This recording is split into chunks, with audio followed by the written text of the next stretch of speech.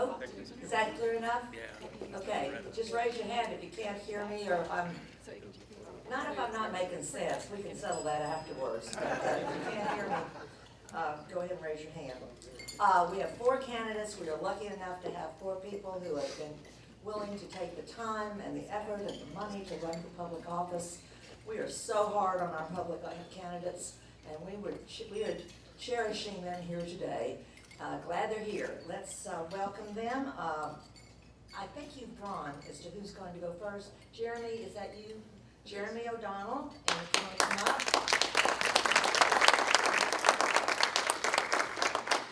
All right, and then Chris Austin.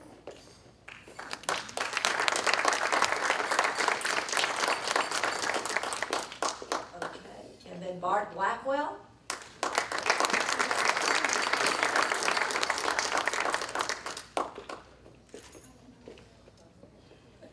And KT Ruthven.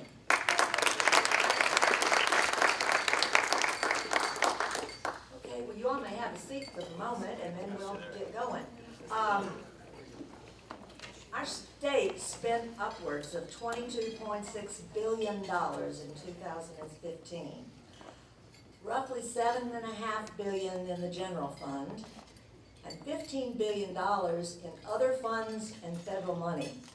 So all of this expenditure is eventually going through the state legislature.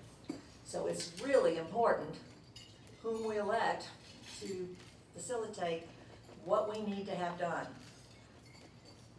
Each one of these gentlemen is going to speak for, I believe, 2 minutes to begin, starting with Jeremy, and then we'll have some questions. So let's get started. All right. Good afternoon. Got it. My name is Jeremy O'Donnell, and I'm running for State House District 81. I'd like to thank you all for having me today. Very excited to be here and also slightly terrified of the random question format. So my goal is basically to provide you a different perspective on some very important issues. I pledge to tell you the truth, even if it may be unpopular.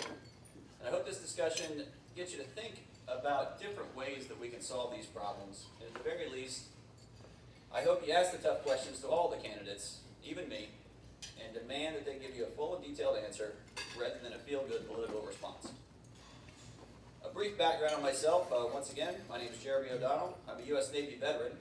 I served as a nuclear operator on fast attack submarines, carried out many missions overseas in the War on Terror. I was a Navy diver, ran the ship's diving division. I completed an instructor tour at the Navy prototype down in Charleston. Following my term in the Navy, I used the GI Bill to go to college, Old Dominion University in Norfolk, Virginia. I majored in finance and accounting.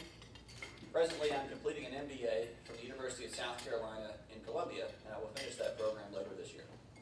I spent the last several years involved in financial management with two nationwide financial institutions. My role was to create sound financial plans for individuals and businesses. I managed millions of dollars in client funds while making prudent investment decisions in a wide variety of market conditions. I believe my expertise in finance and economics will bring great value to the State House in Columbia and to the citizens of Aiken County. And once again, I thank you for having me here today.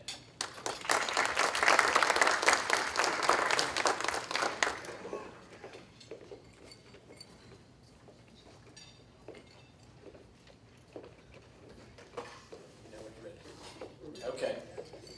My name is Chris Austin. I'm running for District 81.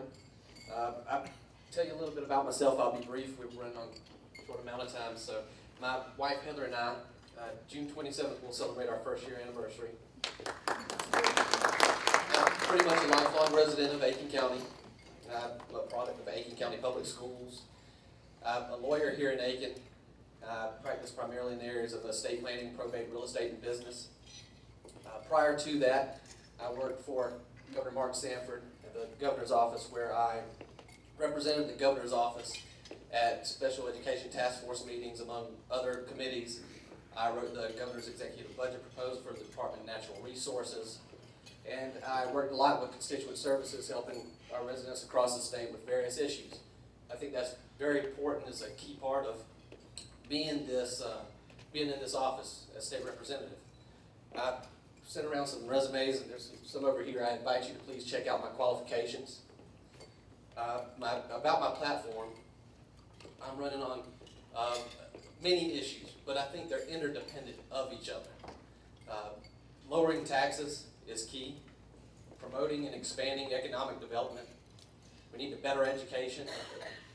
And we need to strengthen our security, both law enforcement and cybersecurity, which is, for the large part, being ignored. Specifically, since we're short on time, lowering taxes, and I invite you to challenge me and give me a call. My number's on the resume. But I would like to implement increasing the homestead exemption for seniors. I would like to implement a 7-year plan to cut capital gains tax and phase it out. I would like to cut military pensions, the tax rate on military pensions. I'd like to see an increase from, my time's up, so please check out the website, austinforhouse.com, and I'd be happy to speak with you. Call me anytime. Thank you.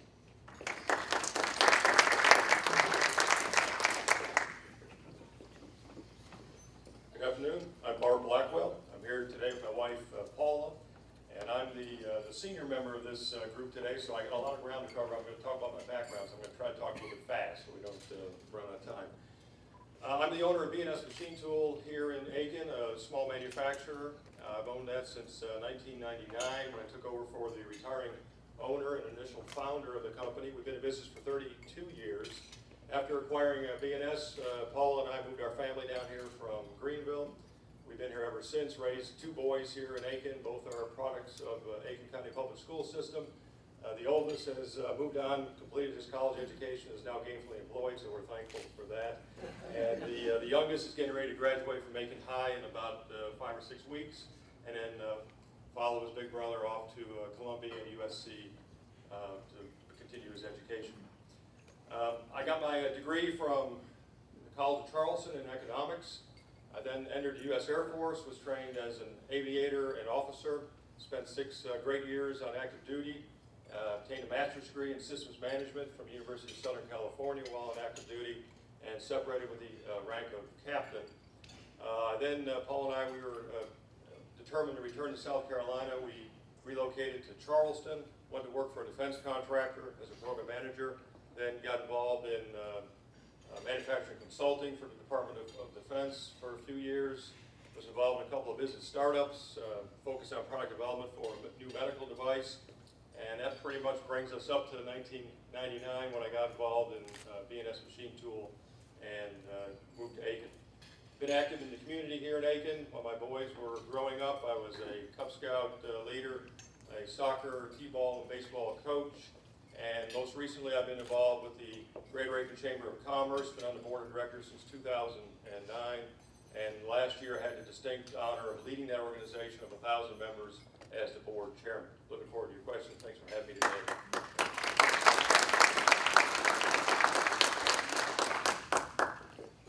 Hey everyone, my name is KT Ruthven, and just like everyone else, I'm going to try to talk fast so we can squeeze it all in. You all may know me already. In the last several years, I've been the chairman of the Republican Party here in Aiken. For about 6 years, I've served on the executive committee for the SCGOP. Last year, I was so grateful to be selected as the Republican county chairman of the year in 2015 by the SCGOP. So if you don't know me by now, you're welcome to go to my website to learn a little bit more. I want to kind of talk about some of the issues on the platforms right now. At the State House, we're facing some major issues. One is ethics reform. We can't have the fox guarding the hen house anymore. We've seen how that's worked out, and it hasn't been good. We need to We need to install term limits. There have been senators in Columbia that have been in that same seat since before I was born. They've been in there. Dee Dee over there is kind of laughing. She knows who I'm talking about. He's a liberal from Lexington. But there's other major issues too that we need to fix our roads. But the first problem is not dumping more money into a system that's broken. It's reforming the broken system.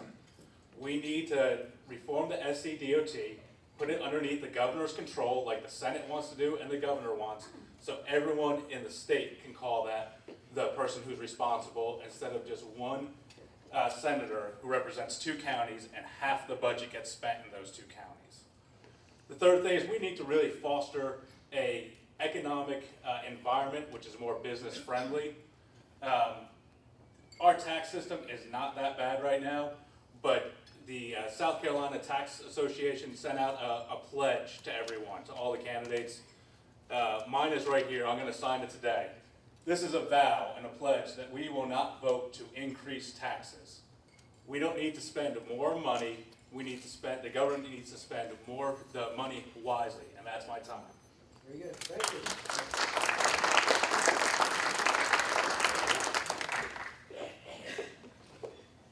2 minutes goes so quickly, and we do apologize for that. It's just when there are multiple candidates, it's just the logistics of the situation. First question we are going to pose has to do with ethics. This is a state, you know, that only got recorded votes in the legislature 4 years ago. So we have a long way to go. And after we had the fiasco 4 years ago where only incumbents were allowed to run in party primaries, we were promised reform. But every year it comes up, and one year the Senate's the bad guy, and the next year the House are the bad guys, and the next year is the Senate. And what happens is the powers that are entrenched don't change anything, which is exactly what they want.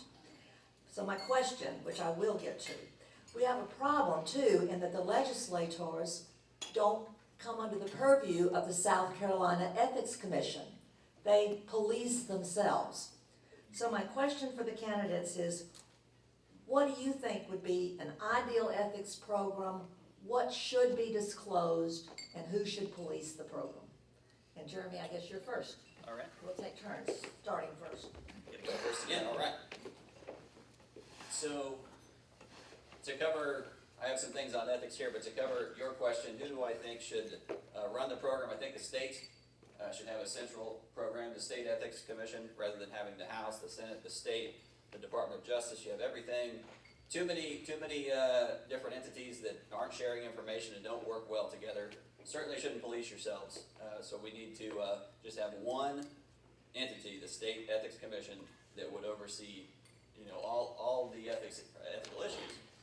As far as what should be disclosed, you know, certainly there's some talk about the income disclosure. I think that's very important for candidates and elected officials to disclose their income sources, because, you know, if they're able to hide their income sources, then there's a huge conflict of interest that comes in when, you know, you could get income from say an influential business or entity that you have a silent partnership in, and no one knows about that, and yet your votes could then in turn benefit that entity.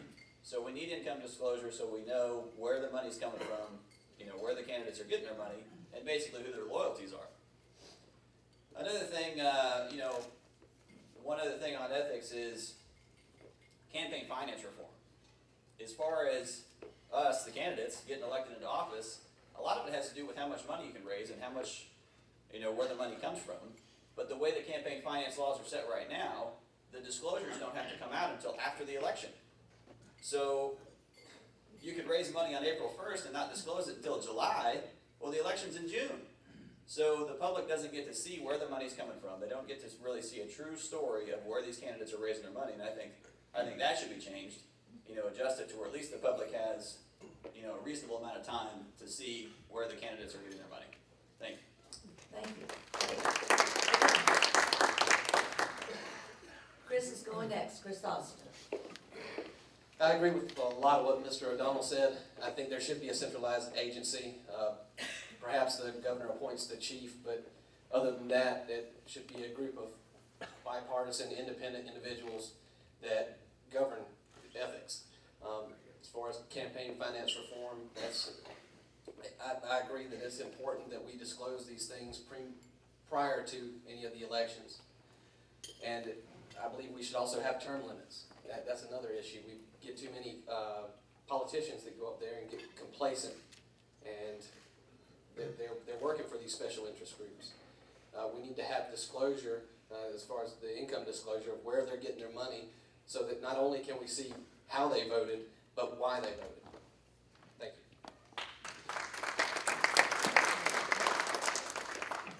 Bart Blackwell is next. try not to repeat exactly what they said, but they've covered the topic pretty well. There's really four main components to the ethics reform. And we talked about campaign finance reform. We talked about income disclosures, where folks are getting their money from, and make sure there's no conflict of interest with their voting decisions. And we talked about, one thing I guess we didn't talk about really is punishment. That's really the fourth element that hasn't been discussed yet. And when folks do get in a bind with ethics reform, do not follow the laws, run into this trouble, there needs to be legitimate punishment that affects their livelihood, affects their position, affects their pension, whatever it may be. There needs to be serious punishment so that they take ethics seriously and follow the law accordingly.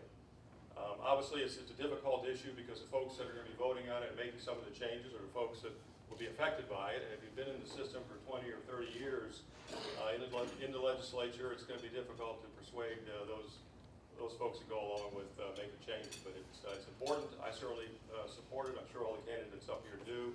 And we need to take ethics reform seriously and make it happen. Thank you. Well, there's some good news and some bad news. The good news is we already have an independent ethics commission. It's just the House and the Senate have their own commissions. We can eliminate them. As far as campaign finance, here's the good news. We do have to file before the election. It's called a pre-election day filing that we have to do 10 days before it. So everyone will have a chance to see publicly where our money's come from and how we spent it. As far as the rest of the ethics reforms, yeah, we do need stern punishments when they're found guilty. We don't need all this inner party and divisive squabbling like we see with the AG's office right now. We do need to make term limits possible. Without term limits, we get people that are entrenched, are in power for way too long, and that's when we see things that are going on right now in the state, where the chairman of the Ways and Means has so much control because he chooses where the money's spent and how it's spent. Ethics reform is really one of the tip of the iceberg, if you will, and once we can fix that, the rest of it should start to work a little bit easier because we won't have those powers that are entrenched and refuse to change things because it just benefits them, their lobbyists, and their special interest. Thank you. I want to mention that one thing I learned is about 10 days ago, the Senate passed a full disclosure bill as far as finances are concerned. And then the leader of the Senate called them back into session the next day, and it failed. So now we have nothing. And I will say that some of my fellow councilmen on city council had candidates that paid the fine rather than disclose their sources of income. And that's how they got around doing it before the election. So there's some ways to wiggle in every way. Okay, next question. The Senate budget bill proposes a 4% pay increases for 61,000 state employees, not teachers, who have already had a 2% pay increase approved and 2% more for longevity. So we've got 61,000 state employees plus teachers. They are paid both by the general fund and the other fund. But this bill would increase their salaries by 4%, which sounds fine, except that in the last 10 years, salaries have increased 12%. This 4% would make it 16% over a 10-year period. And I want to know a private business person here that's been able to do that for their employees. In addition, they're going to pay for extra health insurance costs, which again, our employees need. The saddest thing is that the state retirement system is $16.75 billion in unfunded liability. So my question is, and then when you raise salaries, of course, your liability for pensions, of course, increases. So the question of the candidates is, how would you deal with this kind of expenditure and these kind of shortfalls so we don't become like Puerto Rico and Michigan? Thank you. Okay, this may not be a popular view, but I think at some point we have to cut pensions. It's just the way it is. But we can, I don't know where we do it, if we just say, okay, well, if your just starting out, then you don't get a pension, and everybody else that's on pension track gets their pension. Or if you're halfway vested, then you get your pension, and then we pull out your money and put it in a 401k, and you're in charge of it. But everybody else who's not in state government or working for a big company doesn't get a pension. And pensions look at the auto industry.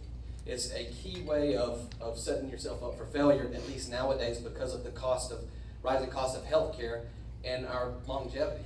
So I think we have to stop the pensions. Thank you.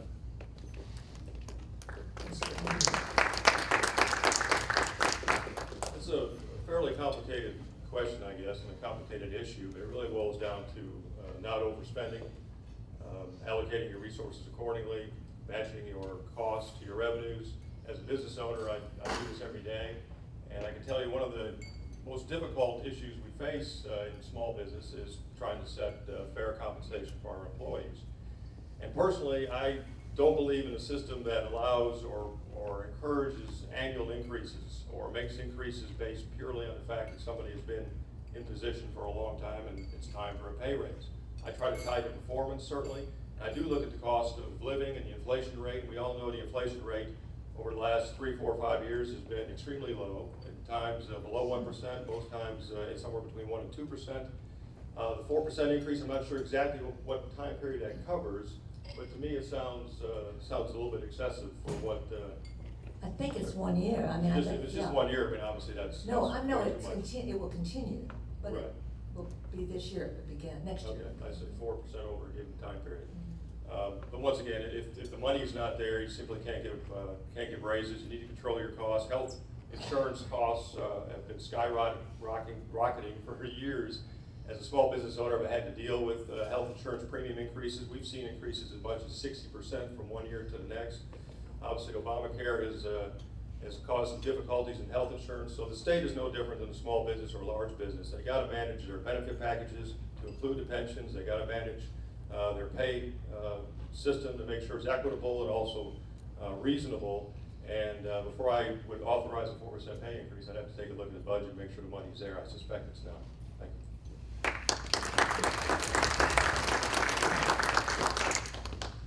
I know this is something that Chairman Ronnie Young struggles with county council every year, and I know the city council members here struggle with it when the city employees and county employees wonder where their increase of pay is.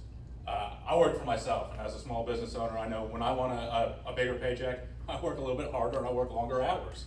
I think that's how you do it. It's different when you're a state employee. One thing is we have to make those employees accountable. If they're not working as hard as they should be and doing what they're supposed to be, or if the agency isn't working the way it should be, that needs to change.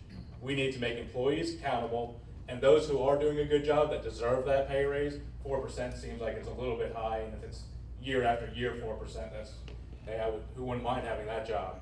But 4% seems high, like Bart said. We have to look at the budget and the revenue. It's a very complicated question.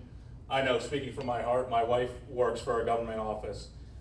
We're not government fat cats living off of her paycheck. Wish we were, honey. That's not the way it works, but when you work long hours, you have to do a lot of things extra that aren't actually maybe called for in other jobs. You deserve some sort of increase in pay tied to inflation, so you're not falling behind. But to just say, yeah, here's 4% for everyone, no, that's not fair. And most of them are getting cost of living increases as well. Oh, so that's not even, it's already tied to a cost of living increase, and now 4% on top? Yeah. Wow. I want That's a to lot. say that I have the newspaper, I've been trying to do some research. It's murder to find statistics that you think you can trust. But I do have some documentation, if any of you want to look at it, about some of this. And it is not to say that it's all, you know how figures are. They can be manipulated all kinds of ways. Thank you very much. Thank you.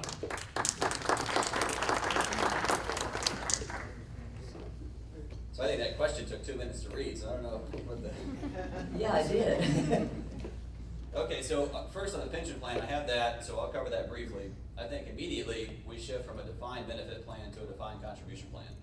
That doesn't fix the old problems, but it stops us from having new problems. Modern companies have 401ks, they have 403bs. Basically what that means to the state is that we know how much money we have to put into the retirement system every year.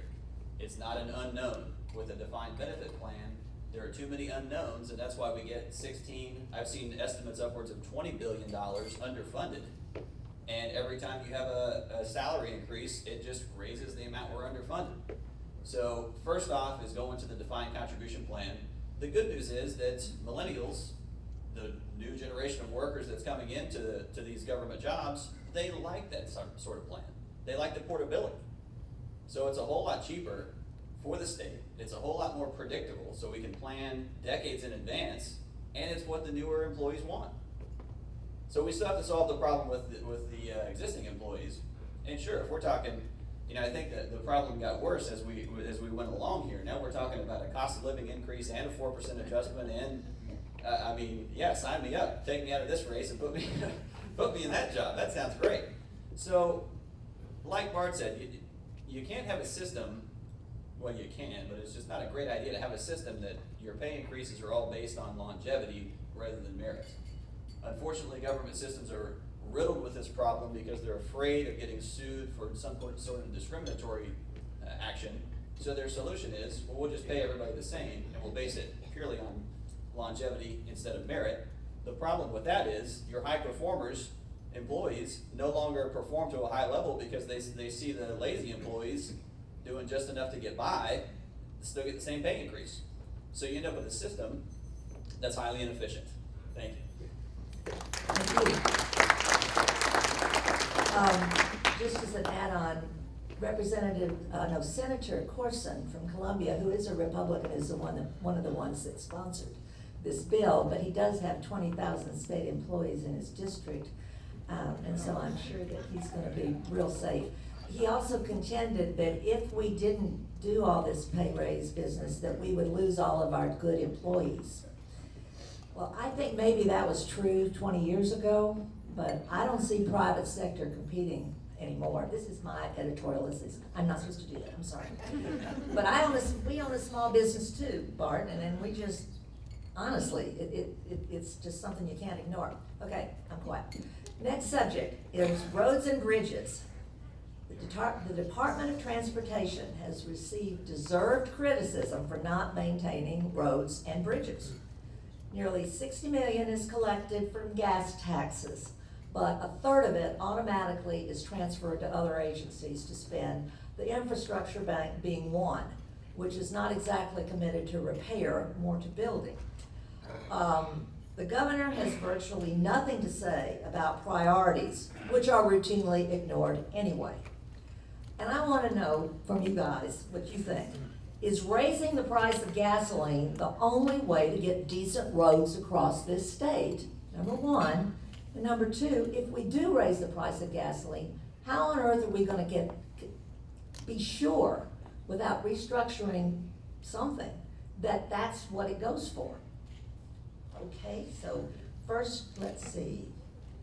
Bart, would you want to go first on this one? Sure. That's quite a question, and it's quite an issue. I would say, for me personally, roads is probably the number one issue on my mind, and if fortunate enough to get to the State House next year, that'd be my first priority, would be to pursue a plan that fixes our roads. Our infrastructure is in shambles here in South Carolina. I think everyone agrees with that. Over 50% of our roads are rated as poor. It causes, besides being a hazard for drivers, and I believe last year we spent over $700,000 in reimbursements to motorists for damage done to their vehicles from poor roads. But besides that, it sets a poor example, I think, for our state. It hampers our economy. It slows economic growth and development. It's a bad sign for businesses that are looking to relocate to the state. So it's important on lots of different fronts. And how we fund that is, not sure I can explain that in a minute and a half or whatever I have left. But the gas tax is one area that everyone has looked at. Personally, I favor an increase in the gas tax, but I'd like to see that with an offset and a reduction in the state income tax, which is something Governor Haley has proposed. So the net effect would be closer to zero for folks. But I do believe that we need to move forward. As a business owner, when we have a problem, we need to fix it. And we know that the longer we wait, the worse it's going to get. If your roof is leaking, the longer you wait, if you ignore the problem, the damage is going to be worse, the cost of repair is going to be higher. So we need to quit making this a political football and batting it around in the State House, take decisive action, make a move, get the roads fixed. It's important on lots of different fronts, and that would be my first priority upon arriving in Columbia. Thank you.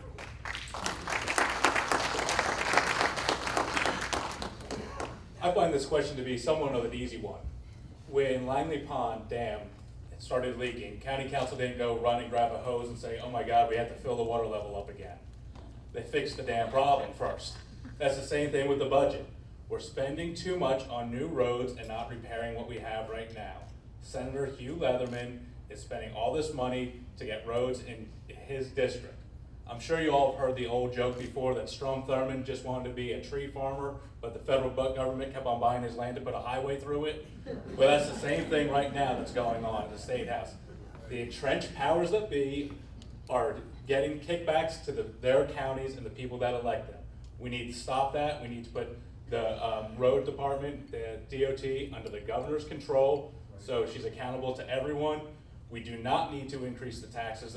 We are one of the lowest in the country, and the lowest in the Southeast. That's a good thing, in my opinion. Let's keep taxes low. We don't need to raise the taxes. We just need to restructure the DOT.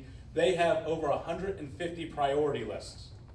If I had 150 priority lists, if I had 15 priority lists at my work, how could you really prioritize any project that gets done? It needs to be restructured before any more money is given them to just waste away. Thank you.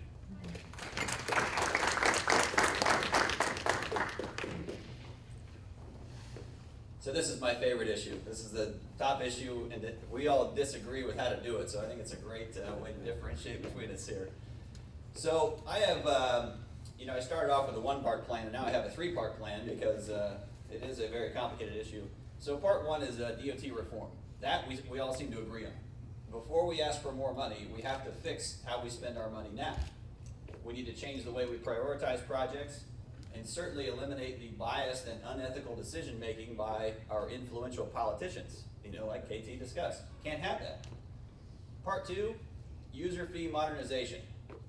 Folks, we gotta update the motor fuel user fee. That's the gas tax. I think we need to index it to inflation, and it's more of a business thought. We understand that maintenance costs go up over time. Well, we need the revenue that's gonna pay for that maintenance to also go up at the same rate if we're gonna maintain the roads that we already have. The truth is, no matter how efficient we make the Department of Transportation, we're not going to have the funds to cover the hole that our existing leadership has dug for us. Now, some of my opponents will tell you we can pay the bill using the surplus in the general fund. If we do it that way, it could take 25 years just to fix what we have now. The plan also would take money, that surplus that could be used for schools, could take it from law enforcement. We could use that money for other things.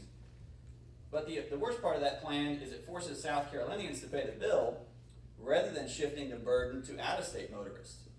If we pay the bill using the motor fuel user fee, then a third of it is paid by out-of-state residents that use our roads. So if they're going to use our roads, they ought to pay for them.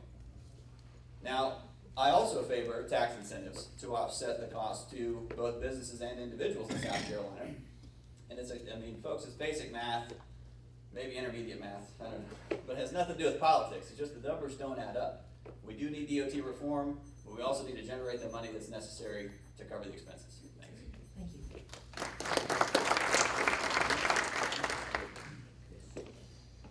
I can't see increasing any taxes if we don't have to. And I can't see that we can't go through the budget, if I have to, line item by line item first, to cut fraud, wasteful spending. We can find the money in the budget. But Mr. O'Donnell brought up a good point. The fact is, and KT, that we're building new roads. So while we can find the money, and I think we can find the money to repair the roads, what are we going to do to continue to set up a fund that's specific and untouchable? And that's the problem. We set up these funds for certain projects, but then we start double dipping. We dip for this, and we pull out for that, and for these 4% increases. We need to set money aside, but we have to have money. So at some point, we may have to increase the user fee on the gas, which is the gas tax. at 5 cents, if we increase it 5 cents, well, most of that can be subsidized with illegal immigrants and tourism. That way, it's not hitting our residents hard. And then if we could then provide rebates for companies that, you know, if they're buying X amount of hundreds of gallons a year, then we provide rebates to those companies to make sure that they still want to be here in South Carolina. We also should provide rebates and tax cuts, not necessarily dollar for dollar, but rebates for income taxes for our residents. And that way, the brunt of it is not necessarily funded by our South Carolina residents. Thank you so much. The one thing I'd like to see built, though, is a rest stop between Columbia and Aiken, just a personal thing. Why don't we have rest stops like other states do? That just perplexes me every time we travel. Enough of that. Okay, another question about judicial independence. South Carolina is the only state in the nation where the legislature unilaterally appoints judges. So we ask judges to rule without bias on laws written by the people that appoint them. How do you think judges should be appointed? Let's see.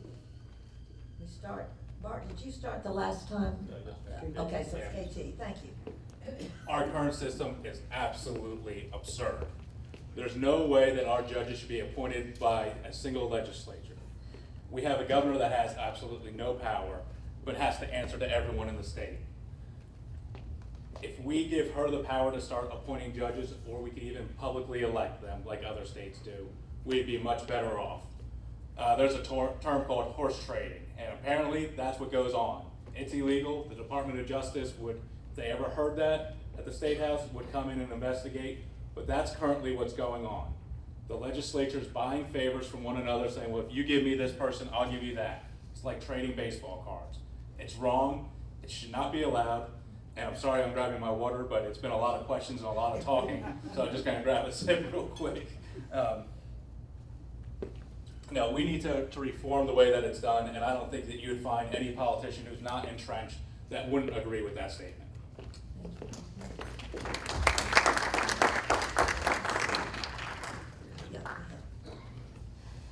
So this is one of the issues that KT and I agree with. It's, you just can't have the legislature choosing the judges.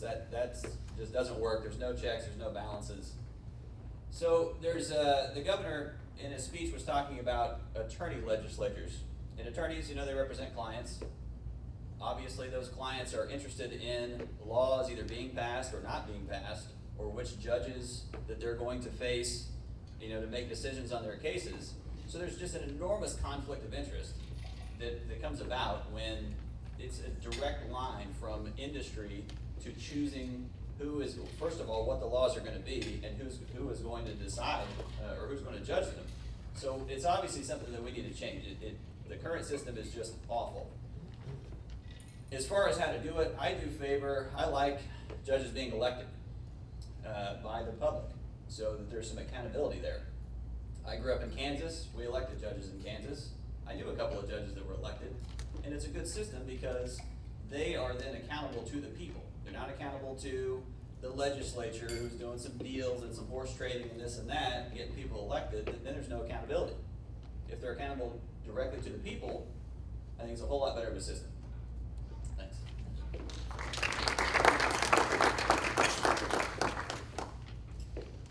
As an attorney, I definitely don't think that the current system works. We should allow the governor to appoint judges and have it vetted by both houses. That's my firm standpoint on it. I think it's as simple as that. We don't want I have to disagree that we don't want our judges to become politicians and have to answer to the people and start ruling based on societal issues and politics. I think that they need to have their own autonomy. Thank you.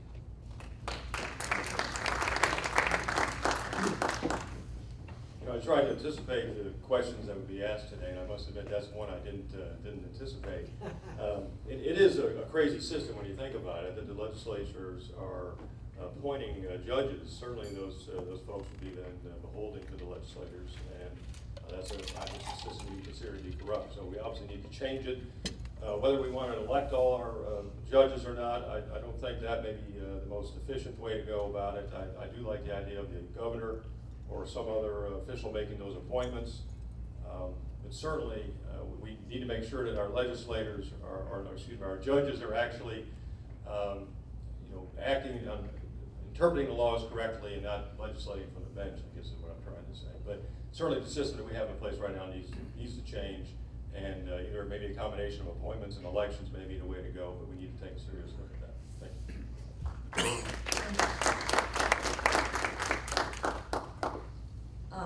I know there are 100 other questions we could ask, and I know one member of our club has expressed some concern about something that you mentioned, which was how do we protect our electrical grid? Is that, Nancy, what you were saying? And one of you mentioned something about that ahead of time. I don't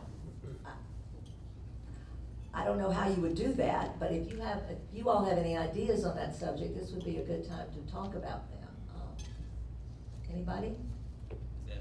Go ahead. Yeah. Well, I'll have to echo Bart's sentiment here. I didn't prepare for the electrical Well, grid that's okay. question. So, in the Navy, I was an electrician, so I do have a little bit of background on the electrical grid. So maybe I'm ahead of the game here. First of all, we need to modernize our electrical grid, not only in South Carolina, but in this country. The Savannah River National Lab, if I have that right, is currently working with Clemson on, I think it was a $7 million grant. Maybe don't quote me on the number, but they have a grant that they're working with the National Lab to basically modernize our electrical grid. One, it makes it more efficient. Two, it makes it safer. And three, it costs a lot less to operate, so it's basically a more efficient use of our natural resources. If they can pull it off correctly, it should reduce outages. It should also reduce utility bills. We'll see if they can pull it off, but I'm convinced that we have the best and brightest folks at the National Lab working on it. As far as what they're specifically going to do or what ideas do I have on how to rebuild the electrical grid, I'll have to concede to the experts on that one and let the National Lab in Clemson do their research and publish their findings. Thank you.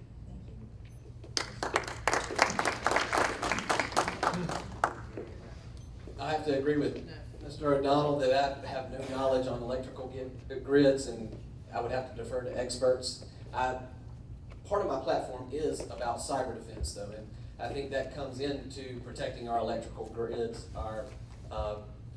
It was 2013.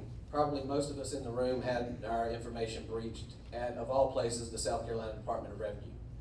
To me, that is completely unacceptable.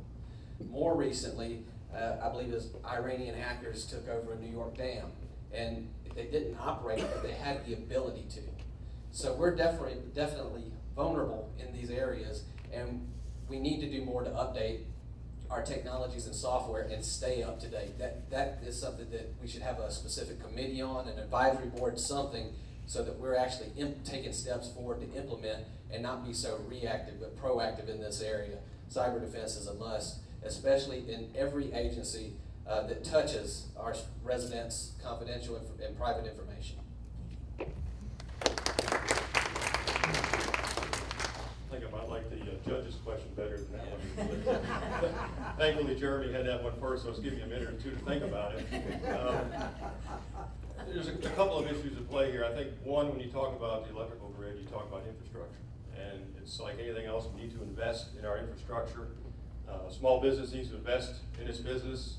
A home needs to invest in a home. Make sure your utilities and your systems are up to speed and working well.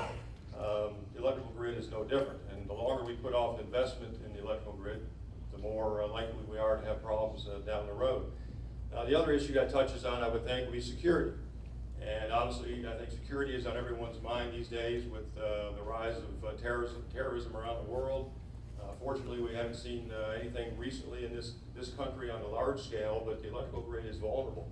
everything I read tells me that it is susceptible to terrorist attack, and that would be really catastrophic if that were to occur. So we need to invest in the infrastructure, make sure the grid is up to speed, make sure it's strong and will provide for us for many years to come. Look at security. And one other thing that Jeremy touched on, I just want to put a plug in for the National Lab. If you folks are not familiar with the Savannah River National Lab here in the Aiken area, this is a national lab that is really a crown jewel, I think, of the labs around the country. I know a number of the folks that work over there, and it's really a tremendous facility with lots of great people, and they're doing great work. So I think if you put them on the electrical grid issue and the security issue, I know they're working on a number of those projects now, we can expect great things from them in the future.